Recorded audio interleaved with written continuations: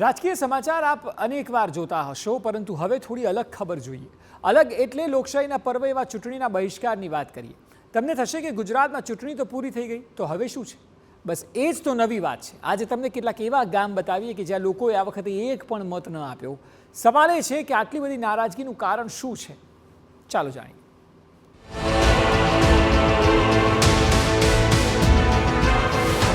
બીજે બધે મતદાન કરવા માટે લોકોની લાઈન, પણ અહીંયા જુઓ, ચૂંટણીનું કામ કરતા કર્મચારીઓ માખીઓ મારે છે. ગામમાંથી કોઈ કરતા કોઈ ફરક્યું જ નથી. પણ આવી સ્થિતિ આવી કેમ? વાત એકચ્યુઅલી ભરૂચના ભાલિયા તાલુકાના કેસર ગામની છે. અહીંયા છેલ્લી 4 ચૂંટણીથી ગામના લોકો વોટ જ નથી આપી રહ્યા. કારણ સીધું છે. ગામ લોકોના કહેવા મુજબ કેસર ગામની ફિકર સરકાર, નેતાઓ કે તંત્ર કોઈ નથી કરી રહ્યું. જેમ કે છેલ્લા ઘણા સમયથી ગામ લોકો સરકાર પાસે કીમ નદી પરના નાળા પર પુલ બનાવવાની માંગ કરી રહ્યા છે. ભરૂચના સાંસદથી માંડીને ગુજરાતના મુખ્યમંત્રી સુધી અનેક રજૂઆત છતાં પણ અહીં પુલ બનાવવામાં નથી આવ્યો. 9 મહિના રસ્તો ખુલ્લું રહે છે, પણ ચોમાસાના 3 મહિનામાં ગામ બેટમાં ફેરવાઈ જાય છે. ચોમાસામાં ગામના લોકોએ 20 કિલોમીટર ફરીને જવું પડે છે. અહીં જ વાત આવીને અટકે છે. જે બેઝિક જરૂરિયાત હોય એ બધા જ પ્રોબ્લેમ છે. પાણી હોય, રોડ રસ્તા હોય, પુલનો. પણ અત્યારે જે બહિષ્કારનો મુદ્દો છે પાણી અને અમારી નદી પરનો પુલ છે. અમારી પેઢીને તો વોટની સામે દગા જ મળ્યા હતા ને અમારી પેઢીને બસ માત્ર ગરીબી હટાવવાના નારા. બધી ભેગી થઈને હવારમાં પાણી ભરવા જાતી, સ્વમાન નેવે મૂકી અને અંધારામાં કુદરતી હાજતે જાતી, ધુમાડામાં આંખો બાળતી. અને ત્યાં અમને મળી ગયા આપણા નરેન્દ્રભાઈ કામદાર. આપણા દર્દનો અહેસાસ થયો મોદીજીને. ત્યારે જ તો વીજળી, પાણી, ગેસ, શૌચાલય તાબડતોબ બધું પુગાડી નાખ્યું. હવે ઘરમાં માંદગીના ખર્ચાઓ સાવ ઓછા થઈ ગયા છે ને બા? હાસ તો દવાઓના ખર્ચા ઘટ્યા છે અને સમય પણ વધ્યો છે. ભલું કરજો, અમારા જેવા કરોડો લોકો ગરીબીમાંથી બહાર આવી ગયા. હ પણ મમ્મી, ભાભી, મોદીજી કહે છે આ તો હજુ ટ્રેલર છે. હજુ તો આખા ભારતમાંથી ગરીબી હટાવવાની ગેરંટી છે મોદીજીની. અને મોદીજીને જીતાડવાની ગેરંટી આપણી. કમળનું બટન દબાવો, ભાજપને જીતાડો. જે પુલના લીધે ગામનું ઘણું બધું આર્થિક તંત્ર, શૈક્ષણિક તંત્ર બધી રીતે ગામ પછાત થઈ જાય છે. એ મુદ્દાને લીધે અમે 4 ટર્મથી બહિષ્કાર કરીએ છીએ. આ 4થી ટર્મ છે. મારા ગામમાં આ 4થા ટર્મથી બહિષ્કાર છે. એક બ્રિજને માટે, કેમ કે અમારા બાળકો સ્કૂલે જાય તો એને ચોમાસામાં અભ્યાસ કરવા માટે જઈ નથી શકતા. એમનો અભ્યાસક્રમ બગડે છે. છતાં બેંકનું લેવડ દેવડ અમારા દિલ્હી ગ્રામીણ ખાતે છે, એ પણ થઈ નથી શકતું. વાલિયા બેંકમાં હોય તો પણ તકલીફ પડે, ફરીને જવું પડે. આ બધી સમસ્યાઓ છે. ને ગામનો સદંતર વિકાસ બંધ છે, કેમ કે રોડ રસ્તા નથી વ્યવસ્થિત. એના લીધે અમારી માંગ છે, પણ આ 4થા ટર્મથી સરકારે કંઈ સાંભળ્યું નથી. તો આ તરફ બનાસકાંઠામાં પણ કંઈક આવા જ હાલ છે. અહીંયા પણ પાટણ લોકસભા બેઠકના ઉમેદવાર માટે મતદાનમાં એક પણ મત પક્ષને મળ્યું નથી. કારણ હતું ગ્રામ પંચાયતનો પ્રશ્ન.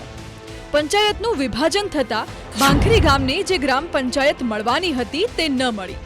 અનેક રજૂઆત કરવામાં આવી, છતાં પ્રશ્નોનું નિરાકરણ આવ્યું નહીં. તો આ સિવાય પણ ગામમાં પેવર બ્લોકના રસ્તા નથી, ગટરની યોગ્ય સુવિધા નથી.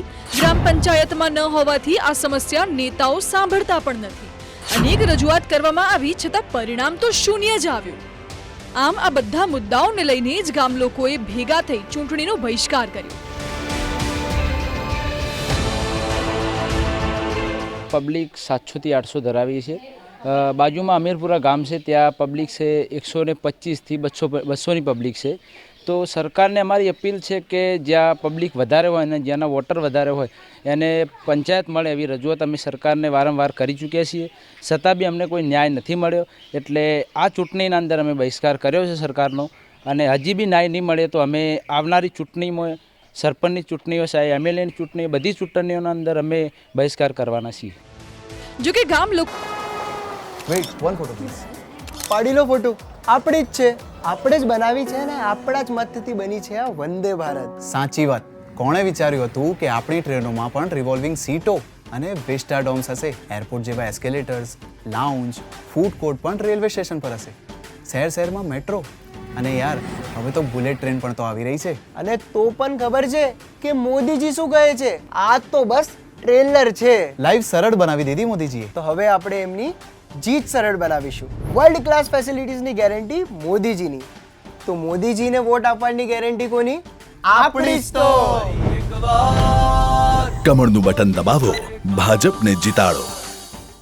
કોના આ બહિષ્કાર પછી સવાલ એ થાય કે એક રીતે લોકશાહી માટે આ એક મોટી ફિકરની વાત છે, કેમ કે 5 વર્ષે લોકોને એક મોકો મળતો હોય છે પોતાના નેતાને પસંદ કરવાનો અને પોતાની વાત મતદાન થકી કહેવાનો. પરંતુ એ મોકો ગુમાવી દેવામાં આવે ત્યારે ગામ લોકો જ નહીં, આપણા સૌ માટે પણ એક ચિંતાનો પ્રશ્ન બની જાય છે. જો કે ગામ લોકોએ ઈચ્છ્યું હોત તો તેઓ નોટાનો વિકલ્પ પણ પસંદ કરી શક્યા હોત. બીજું કે ચૂંટણી અને બૂથના આયોજન પાછળ થયેલો ખર્ચો વ્યર્થ ન ગયો હોત. આખરે આ પૈસા પણ આપણા ટેક્સના જ છે. બીજી ચિંતા નેતાઓ અને તંત્ર માટે પણ છે, કેમ કે તેમણે પણ લોકોની વાત સાંભળવાની જરૂર છે. વિવાદ બાદ હવે તંત્ર એક્શનમાં આવ્યું છે, ત્યારે હવે લોકસભાની ચૂંટણીની અવગણના બાદ તંત્રએ આ ગામની નોંધ લીધી છે. ત્યારે હવે ગ્રામજનોની પણ માંગ છે કે જો ભાખરી ગામને ગ્રામ પંચાયતનો દરજ્જો આપવામાં આવે તો જ્યાં ગામમાં વિકાસના કામો છે, જે રોડ, રસ્તા, પેવર બ્લોક એવી સુવિધાઓ મળે અને પણ સરકારની પણ ગ્રાન્ટોનો લાભ થાય. એટલે કે આગામી સમયમાં એટલે કે તાત્કાલિક આ ગામને, ભાખરી ગામને ગ્રામ પંચાયતનો દરજ્જો આવે, જે અન્યાય થયો છે તે દૂર કરવામાં આવે, અને નહીં કરવામાં આવે તો હાઈકોર્ટના પણ દ્વાર ખખડાવવા સુધીની ગ્રામજનોની તૈયારી છે. અતુલ ત્રિવેદી, TV9 બનાસકાંઠા.